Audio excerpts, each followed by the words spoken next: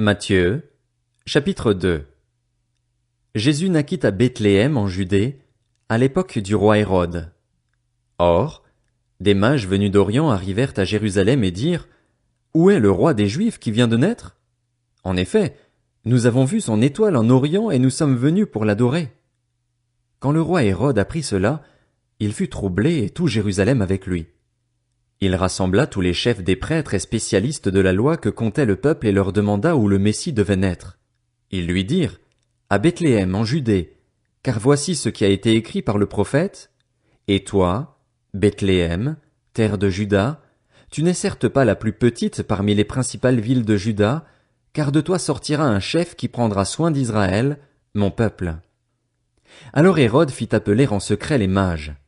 Il s'informa soigneusement auprès d'eux du moment où l'étoile était apparue, puis il les envoya à Bethléem en disant: Allez prendre des informations exactes sur le petit enfant. Quand vous l'aurez trouvé, faites-le moi savoir, afin que j'aille moi aussi l'adorer.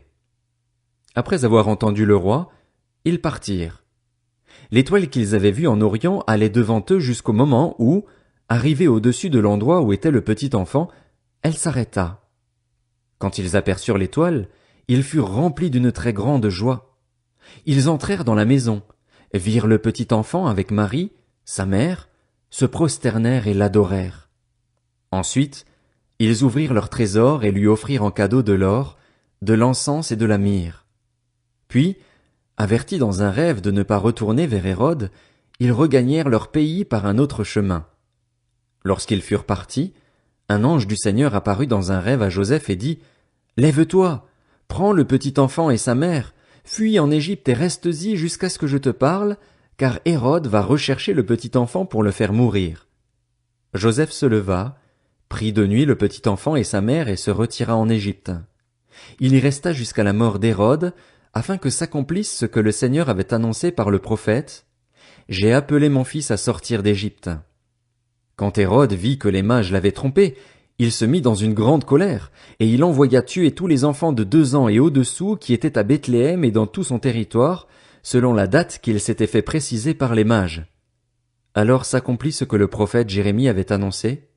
On a entendu des cris à Rama, des pleurs et de grandes lamentations. C'est Rachel qui pleure ses enfants et n'a pas voulu être consolée, parce qu'ils ne sont plus là. Après la mort d'Hérode, un ange du Seigneur apparut dans un rêve à Joseph, en Égypte, et dit: Lève-toi, prends le petit enfant et sa mère et va dans le pays d'Israël, car ceux qui en voulaient à la vie du petit enfant sont morts. Joseph se leva, prit le petit enfant et sa mère et alla dans le pays d'Israël.